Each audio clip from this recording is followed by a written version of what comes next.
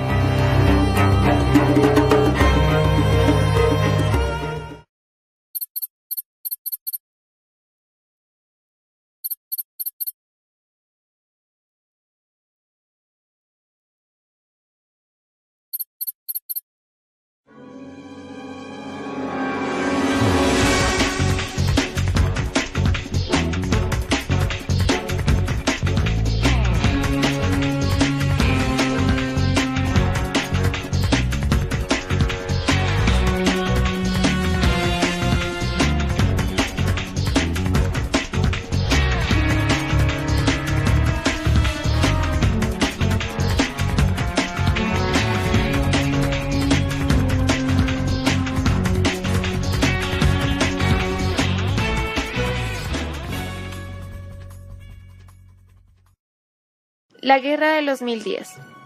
La Guerra de los 1000 días fue una guerra civil en Colombia disputada entre el 17 de octubre de 1899 y el 21 de noviembre de 1902.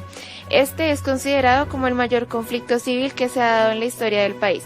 En un principio se dio entre el Partido Liberal y el gobierno del Partido Nacional, en cabeza del presidente Manuel Antonio San Clemente. A partir de la alianza hecha entre José Manuel Marroquín, representante del Partido Conservador, y el liberal Aquileo Parra, la guerra continuaría entre liberales y la división de los conservadores históricos. Dentro de la Guerra de los 1000 días encontramos diferentes sucesos que marcaron el inicio de esta guerra, como lo son la propuesta sobre un frente nacional a nombre de los liberales, la cual fue hecha por Nicolás Esguerra, abogado y político, en donde los mismos y los conservadores históricos excluían radicalmente a los nacionalistas. Manuel Antonio San Clemente, quien era el presidente de la época, debido a su edad tuvo ciertos quebrantos de salud, lo cual generó un mal gobierno por parte de este y permitió que se dieran las condiciones para la guerra. El brusco cambio provocado por la derogación de la Constitución de Río Negro de 1863 por la centralista Constitución de 1886 generó los intereses de los liberales para retomar el poder. Mediante los violentos intentos por parte de los conservadores históricos, se generó un abuso de poder durante el gobierno de José Manuel Marroquín, quien había quedado al mando del país debido a los quebrantos de salud que estaba padeciendo Manuel Antonio San Clemente. El aumento de impuestos y la crisis en las exportaciones básicamente del café. Una de las principales causas de la Guerra de los 1000 días se reflejó en la negativa del Senado de aprobar la ley de elecciones, la cual los liberales uribistas consideraban garantía indispensable para la pureza del sufragio, es decir, la verdad sobre la democracia.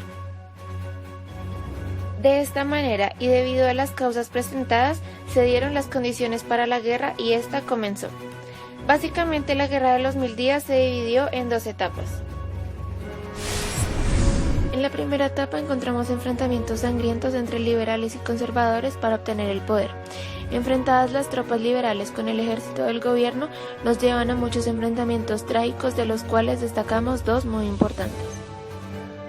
En primer lugar, encontramos la batalla de Peralonso, la cual fue un enfrentamiento militar ocurrido durante los días 15 y 16 de diciembre de 1899, entre los liberales comandados por el general Rafael Uribe Uribe y el gobierno comandado por el general Vicente Villamizar. En el segundo día, el general Uribe coronó la victoria a través de un fulminante ataque al puente sobre el río Peralonso, tomando así las posiciones vitales y acabando con la vanguardia del rival. Por otro lado, encontramos la batalla de Palo Negro, la cual fue un enfrentamiento bélico llevado a cabo entre el 11 y el 25 de mayo de 1900. Fue la batalla más importante de la Guerra de los 1000 días, ya que ocurrió 2 años antes del fin de la guerra y fue completamente decisiva para el desarrollo de la guerra, ya que los liberales perdieron la iniciativa y continuaron con su estrategia a través de una guerra de guerrillas. Los comandantes liberales se retiraron y se dispersaron en otros puntos del territorio nacional. Además, con esta batalla se aseguró el gobierno conservador, pero no se derrotó definitivamente a los liberales. La segunda etapa de la Guerra de los 1000 días, más conocida como la Chusma, fue cuando los conservadores subieron al poder del Estado y varias instituciones militares, junto con la Iglesia y medios de comunicación, estaban bajo su poder. Los liberales, al no estar conformes con estas decisiones, decidieron hacer unas batallas por parte del general Uribe para defender todos sus ideales. Una de estas batallas fue el 28 de julio de 1902, la batalla de San Cristóbal. Pero el 12 de septiembre los liberales se rinden y huyen. Más adelante, el 24 de octubre de 1902, se comienza a hablar del Tratado de Neerlandia, lo cual consistía en una amnistía para las guerrillas liberales.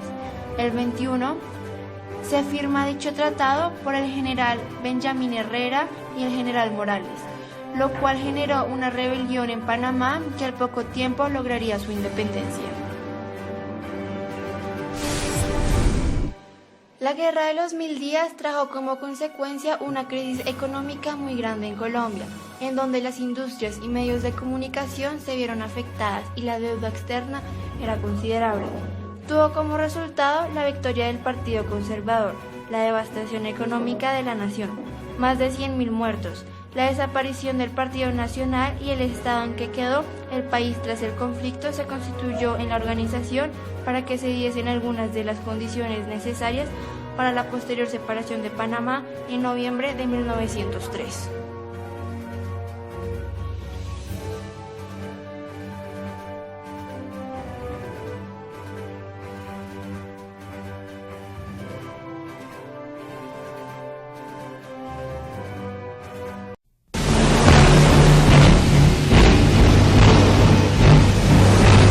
En las primeras horas de la mañana del miércoles 3 de noviembre de 1903, una escuadra naval norteamericana estaba anclada en aguas colombianas. Su propósito, impedir que 550 soldados colombianos desembarcaran de la cañonera Cartagena y así evitar una posible separación de Panamá, según anunciaban insistentes rumores. Los generales Juan B. Tovar y Ramón G. Amaya, comandantes de la escuadra colombiana, fueron engañados y detenidos por las tropas colombianas acantonadas en Panamá. Colombia comienza el siglo con la separación de Panamá y el fin de la Guerra de los 1000 días.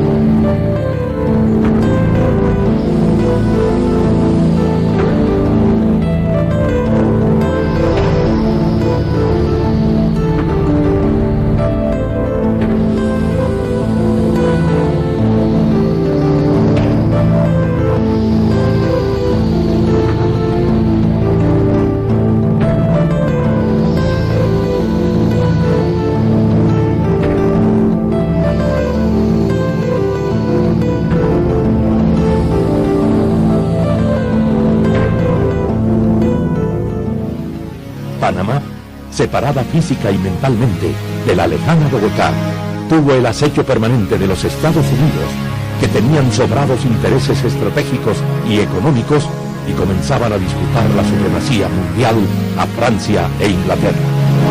Desde la época de Carlos Martínez Silva, embajador de Colombia en Estados Unidos, se advirtió al gobierno colombiano que había movimientos para llevarse Estados Unidos a Panamá. Lo vuelve a manifestar José Vicente Concha, lo escribe otra vez Tomás Herrán.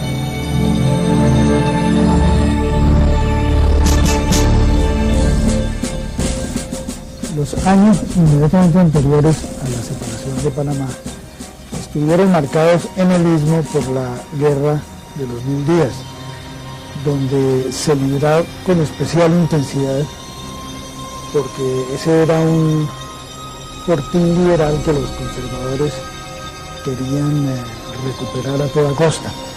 Y está el ojo vigilante de los Estados Unidos, cuyo interés por el Istmo y sobre todo por el Canal de Panamá, que ansiaban construir desde hacía más de un siglo. Ya en 1826, los gobernantes estadounidenses habían mostrado interés en construir un canal interoceánico. Poco antes, Inglaterra y Francia habían manifestado su intención de construir un ferrocarril. 20 años más tarde, el presidente colombiano, Tomás Cipriano de Mosquera, abrió los puertos panameños a navíos, ciudadanos y mercaderías estadounidenses, a cambio de la protección norteamericana del Istmo contra los intereses colonialistas, en especial de Inglaterra. La invasión a California, donde se descubrieron grandes yacimientos de oro en 1848, dio lugar a una increíble avalancha de aventureros de todo el mundo que en procura de riqueza se dirigían hacia el quimérico lugar. Las rutas para llegar a California eran variadísimas. Por tierra, en diligencias que cruzaban los Estados Unidos bajo el temor de ser asaltadas.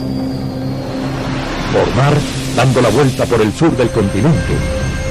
Algo más seguro, pero demasiado largo, ya que representaba un total de 15.000 millas y tomaba más de 6 meses realizarlo. Quedaba entonces la otra alternativa, aventurarse a cruzar el Istmo de Panamá con su clima inhóspito y la siempre terrible amenaza de la fiebre amarilla y la malaria.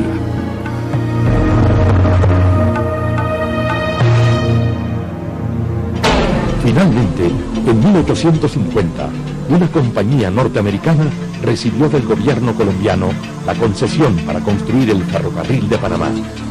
Esta concesión incluyó innumerables prebendas, entre ellas los derechos exclusivos para la vía férrea, navegar el río Chagres, usar puertos, así como la cesión de los terrenos necesarios para construir almacenes y estaciones, el derecho a posesión de tierras baldías, la cesión a perpetuidad de 100.000 fanegadas en las provincias de Panamá y Veraguas y la libre importación de todos los materiales para la obra. La construcción del ferrocarril se inició con trabajadores de Colombia, Jamaica, Granada y Estados Unidos, a los cuales se sumaron posteriormente ciudadanos de China, India, Francia e Irlanda. La lucha era ardua y la mortalidad alta. Más de 10.000 hombres murieron durante la construcción. Sin embargo, se decide enviar trabajadores al lado opuesto y seguir con las obras en ambas direcciones. El 27 de enero de 1855, los rieles se encontraron y por fin el primer ferrocarril transcontinental del mundo había llegado a su conclusión. En Panamá la vida era de una gran prosperidad. El Istmo, el ferrocarril, le producía al gobierno colombiano unos buenos dividendos. Y los panameños, el pueblo panameño, no era muy partidario de la separación. Esta fue una idea que se alimentó en la clase dirigente panameña, que fue trabajada por los intereses de los Estados Unidos, por senadores como el famoso magnate Pierre Paul Morgan, que empezaron la campaña para obligar a Colombia a firmar un tratado que fuera enteramente favorable a los Estados Unidos o en último caso propiciar la separación del Istmo. Construido el ferrocarril de Panamá y descubierto el oro de California en plena bonanza, las autoridades de la Nueva Granada, hoy Colombia, vieron pasar por su territorio en ese entonces un verdadero enjambre de aventureros y forajidos sedientos de riqueza, miserables en el viaje hacia el oeste, pero bien recompensados a su regreso. Desde un comienzo, la cantidad de viajeros superó la capacidad de la vía, así que la compañía impuso tarifas exageradas para convertir el ferrocarril de Panamá en el más rentable del mundo. Para esta época, no podía ser más turbulenta la situación en el Istmo, lo que dio pie al ingreso de soldados estadounidenses para proteger su ferrocarril y sus ciudadanos. Cuando en 1869 Fernando de Lesseps terminó la construcción del Canal de Suez, creció el interés por construir el Canal de Panamá. Con la fama de Fernando de Lesseps como constructor, se funda la Compagnie Universale du Canal Interoceanique de Panamá, la cual en su primera emisión de bonos recaudó 300 millones de francos. El prestigio de Lesseps era la causa de este entusiasmo, pero al gobierno estadounidense no le gustaba la idea de un canal francés, como tampoco a la prensa norteamericana, que acuñó el lema «Hay que detener a de Lesseps».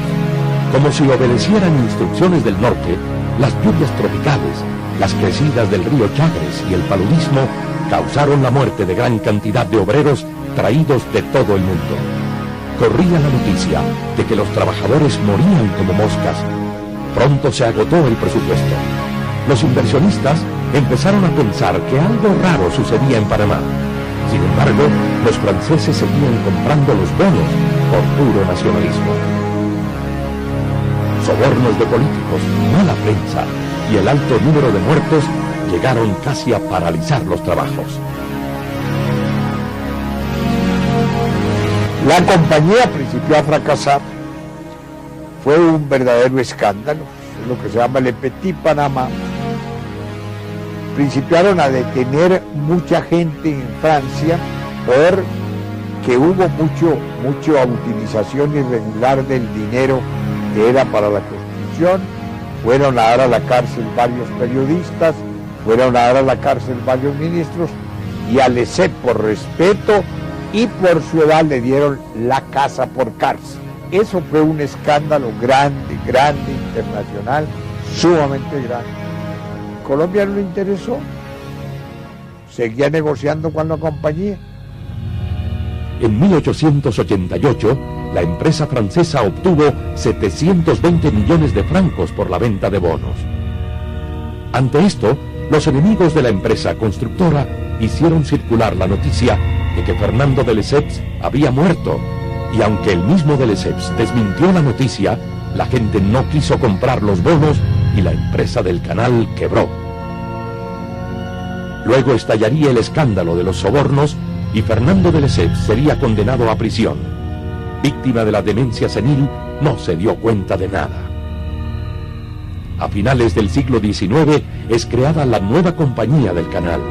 Su objeto, vender la brecha abierta y la maquinaria que el trópico había convertido en chatarra. Pero pasó algo más grave. Dentro de ese proceso viene la reforma constitucional de 1886. Panamá era un estado soberano, como era un estado soberano en Antioquia, como era un estado soberano en Magdalena, como era un estado soberano en el Cauca Grande, como era un estado soberano en los Santanderes, etc. Eran 9 estados en el país, y uno de esos estados era Panamá. En cambio, en la reforma constitucional de 1886 hay un artículo que dice don José María Samper que es una afrenta a cualquier país. Eliminan el estado soberano y lo vuelven, el estado dependerá de una oficina en la presidencia de la República, y le quitan toda categoría a Panamá.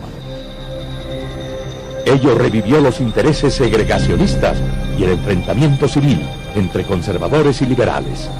La llamada Guerra de los 1000 días, que dejó 100.000 muertos, fue la culminación de 21 guerras civiles que ocurrieron entre 1830 y 1903. Los directivos de la nueva compañía del canal, aprovechando estos vientos de guerra, obtuvieron una prórroga de 10 años más en la concesión hasta 1910. El enfrentamiento entre el presidente Manuel Antonio San Clemente y el vicepresidente José Manuel Marroquín propició un golpe de Estado y la prórroga de la Guerra de los 1000 días. Panamá fue uno de los escenarios más sangrientos, como también el último reducto liberal. El gobierno de Marroquín celebró un pacto secreto con Estados Unidos mediante el cual se comprometía a aprobar el Tratado del Canal. Obedeciendo a los intereses de los inversionistas en Panamá, el Congreso de Estados Unidos aprobó la construcción del Canal de Panamá. Así, el 20 de septiembre de 1901, el presidente colombiano, José Manuel Marroquín, le pidió a su embajador en los Estados Unidos solicitar a ese país el envío de tropas a Panamá para proteger el ferrocarril. Pero ya los marines estaban en el istmo. La guerra continuó por 2 años más, al cabo de los cuales ninguno de los dos bandos podía declararse vencedor, pero ambos estaban agotados. El general Benjamín Herrera y el general Rafael Uribe decidieron que no podía continuar esa mortandad en que estaban sumidos y que era necesario hacer la paz. Los Estados Unidos habían colocado en Panamá su flota de guerra, para intervenir en caso de que vieran que había peligro de que el istmo se perdiera o perdieran ellos el control sobre el istmo. Y en esas condiciones el almirante O'Casey ofreció el vapor Wisconsin para que, como terreno neutral, para que se firmara el Tratado Definitivo de Paz. Pero el ofrecimiento del vapor obedeció no tanto al interés de los Estados Unidos de que se pusiera final a la guerra, sino de sentar sus reales en Panamá. Por ese entonces, el presidente Marroquín comenzó a regatear la indemnización por la franja del canal, por lo cual el presidente estadounidense Theodore Roosevelt se declaró extorsionado. Sin embargo, aumentó la oferta y el 23 de enero de 1903, Colombia firmó el tratado para la construcción de un canal interoceánico. En Colombia se armó una discusión sobre la soberanía en la zona del canal, lo que puso frenético al presidente Roosevelt. El embajador norteamericano en Colombia, Arturo Doblé, envió un mensaje intimidatorio a la Cancillería colombiana en el cual amenazaba: nuestro Congreso podría dar pasos que todo amigo de Colombia sentiría con pena si no es aprobado el tratado en el legislativo colombiano.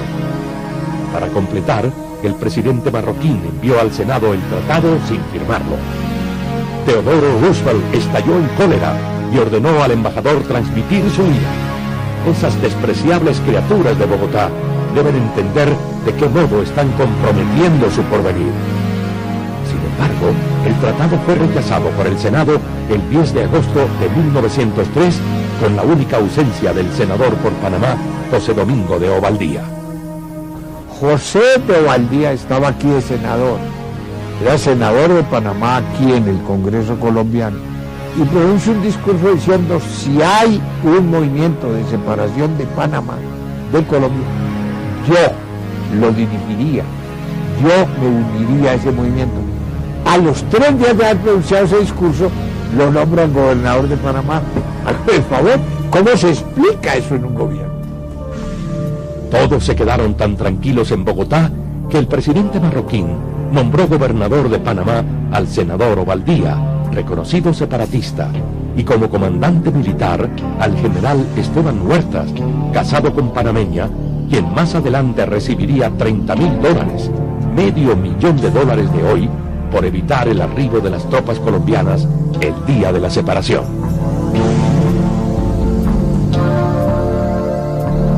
Motivado por la negativa del Congreso colombiano y aconsejado por el francés Philippe Pinot Varilla, antiguo representante de la compañía francesa en la construcción del canal, y supuesto aliado de Colombia, el presidente Roosevelt, con el apoyo de los abogados de la nueva compañía del canal, promovió un levantamiento en Panamá con el fin de separarla de Colombia. Es entonces cuando Manuel Amador Guerrero, ciudadano colombiano, comenzó a formar la Junta de Gobierno que habría de tomar las riendas del poder en Panamá. En septiembre de 1903, todos los habitantes del departamento de Panamá, incluidos el gobernador y el comandante militar, sabían que se estaba fraguando una revuelta separatista. En Bogotá apenas comenzaban a sospecharlo, y Para evitar sorpresas, el presidente José Manuel Marroquín nombró como nuevo comandante militar en el Istmo al general Juan B. Tovar, quien debería viajar en el navío Cartagena con 500 hombres del batallón Tiradores.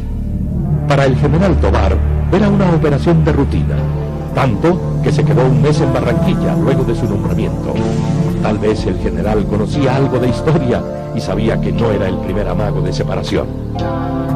Es que el descuido sobre lo de Panamá es total, es una vergüenza, Por todos los lados atropellaba a Colombia el destino de Panamá. ¿Eso por qué? Eso tiene una explicación sumamente clara. Primero, no eran católicos totalmente todos, uno. Y el catolicismo aquí era religión obligatoria y el clero tenía una gran influencia sobre el gobierno, sobre las determinaciones administrativas y sobre las determinaciones políticas. Dos, el 85% era liberal de la población panameña. Entonces no le interesaba a la regeneración un departamento tan importante con una votación tan numerosa que tuviera un gran desarrollo. Finalmente, el 3 de noviembre llegaron a Colón, por una parte el acorazado Nashville de la Marina de Estados Unidos y por la otra el Cartagena de la Marina colombiana, a bordo del cual venían los generales Tovar y Amaya a cargo del batallón Tiradores. La situación se tornó sumamente grave, pues si el batallón Tiradores alcanzaba a la ciudad de Panamá, el movimiento separatista se frustraría, de manera que el superintendente de la compañía del ferrocarril, J.R. Scheller, al tanto de lo que acontecía, ideó un plan muy hábil. Le hizo saber a los generales colombianos que no disponía de suficientes vagones para transportar a todos los efectivos, pero les propuso conducirlos a ellos de inmediato a la capital, con la promesa de que más tarde, ese mismo día, trasladaría el grueso de la tropa.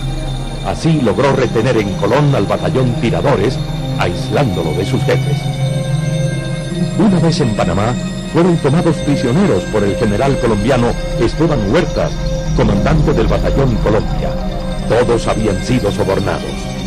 Sin pérdida de tiempo, esa misma noche, el Consejo Municipal de la ciudad de Panamá se reunió y proclamó su adhesión a la causa separatista, al tiempo que convocó un cabildo abierto para el día siguiente.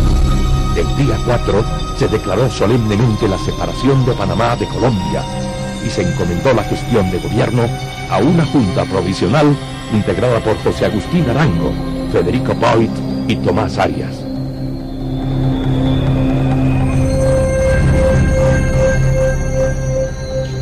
De suerte que viene luego la plata y circula. Al primer gobernador le dieron mucha plata, ¿no?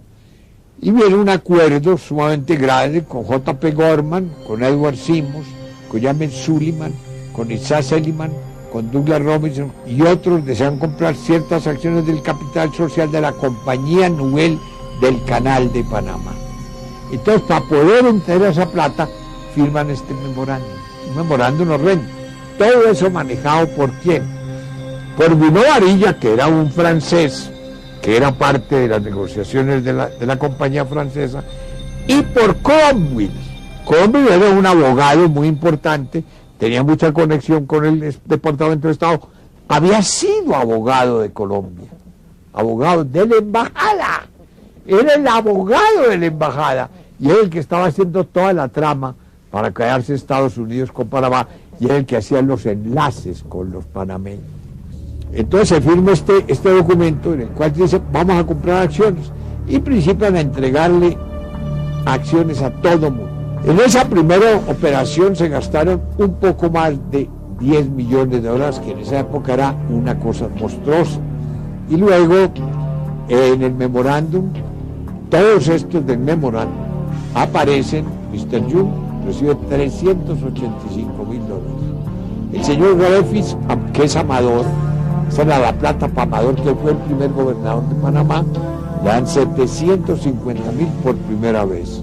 Al señor Cromwell, el abogado, que ha sido abogado del consulado de la embajada nuestra, le dan $1.333.333. Al señor Gil, $170.000. A Pirkes, $233.000 y a Santander, $200.000. Entretanto, en la ciudad de Colón, el movimiento atravesaba serias dificultades. El coronel Eliseo Torres, encargado del batallón Tiradores, amenazó con incendiar la ciudad y ejecutar a todos los estadounidenses si no se ponía en libertad a los generales Tovar y Amaya.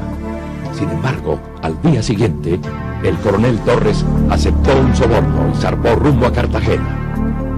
De esta manera, se selló la separación de Panamá.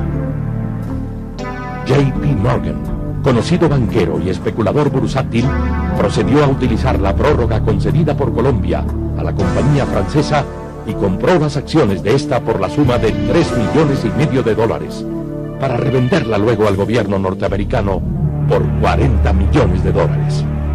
El 6 de noviembre de 1903, Estados Unidos reconoció a la nueva república, cuando su cónsul en Panamá fue autorizado para establecer relaciones diplomáticas con el nuevo gobierno. 3 días más tarde, Francia se sumó a este reconocimiento.